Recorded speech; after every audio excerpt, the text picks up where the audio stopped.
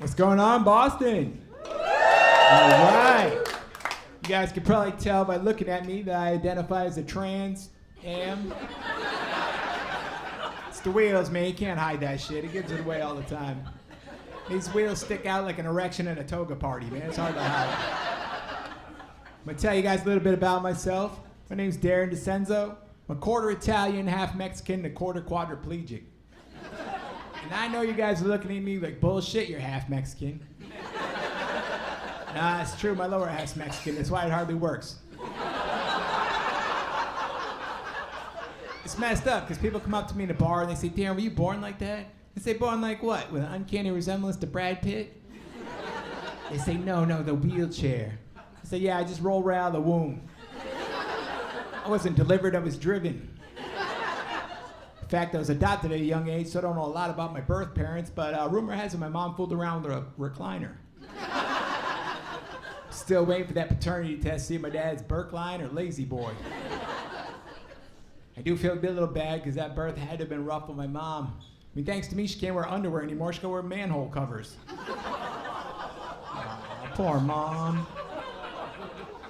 Imagine if I was born like this, come flying out of the vagina in a chair, seatbelt strapped across me. I'd look like a fighter pilot being ejected out of an airplane. Either way, I'd be coming out of a cockpit.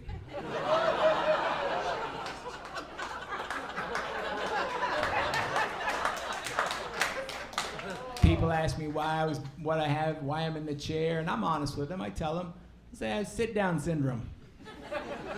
It's the laziest form of Down syndrome. Now, I wasn't born like this. I was just a huge fan of Christopher Reeve. Always wanted to be like him. You don't know how many times I had to throw myself off that horse to get that shit right. I am not a quitter. It's messed up because anytime you have any accident or tragedy in your life, you always get those God-loving people that say, it's okay, everything happened for a reason. God has a reason for everything. Man, I lay in a hospital bed 3 days straight, no movement from my neck down, thinking, why would God not want me to move? The only shit I could come up with is God's way of telling me I beat off too much. Whatever happened to going blind? Now you gotta sit your kids down and say, if you keep playing with it, you'll go paralyzed. Messed up part is now I'm equipped with hands with a kung fu grip. My penis fits these motherfuckers like a glove. Kind of mixed signals God's sending me, holy shit. I was in my house a couple weeks ago and I accidentally fell out of my chair, and I'm telling you guys right now, the Enterprise car rental is full of shit because I called them and they will not come and pick you up.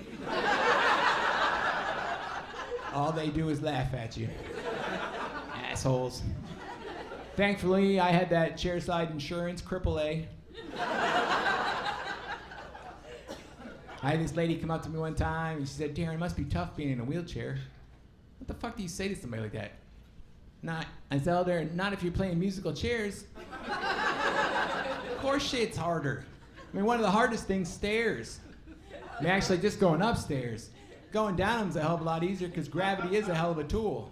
I just hope by the time I die there's more than a stairway to heaven, or I think we all know where I'll be going. Another hard thing is trying to find a Halloween costume that works with the chair. You know, you gotta find something to incorporate the chair into. You can't just throw a sheet over your head and pretend you're a ghost. If I threw a sheet over my head, I'd look like my grandmother's recliner with a slipcover on it.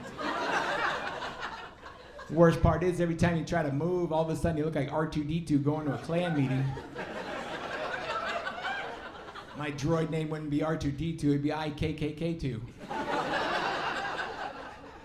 My buddies and I, we decided one Halloween we were gonna go to this costume party at the Redneck Bar. And so I made this toilet costume. It looked real good. It had tank, flush lever, had the bowl, had a lid. I even put a Baby Ruth underneath to make it look realistic. But let me just say, you do not want to go to a place where people have been drinking beers all day dressed as a toilet. Exactly. I had so many guys coming up to me about to whip it out, I felt like one of the Kardashians at NBA All-Star Weekend. And that last guy came up to me threatening and pee on me. It dawned on me that this is what it must feel like to be on a date with R. Kelly. You know what I can't stand? No, really, I can't stand. But you know what I really can't stand? It's the whole barroom dating thing. Man, what a pain in the ass. Like, I went up to this girl in a bar the other night, and I was like, what's up, girl? You interested in a one-night sit? And she was totally cool with it, too, because she was quadriplegic, so a one-night stand was out of the question for both of us. So we rolled our retarded asses back to my house, and I am telling you guys, the sex was crazy. We didn't go at it missionary style or doggy style. No, we went at it fishy style. We looked at a couple of mackerel flopping around on a mattress. And that sex was crazy. We did all kinds of weird shit. We even 69, or as I like to call it, stacking chairs. Or I think all the crippled teenage kids are calling it Meals on Wheels now. If you've never seen a handicapped guy having sex, it's a lot like watching an Asian teenage girl learn how to parallel park. Just keep going back and forth, bumping into shit. Of course, once you're in that spot, it's more like Rock'em Sock'em Robots. That chick had told me she was into S&M and bondage and shit, and asked if she could restrain me. I was like, yeah, sure, why not? I'll try anything once. I thought she had like handcuffs or zip ties, duct tape, a Cosby Quaalude. That bitch let the air out of my tires. That was not what I was expecting.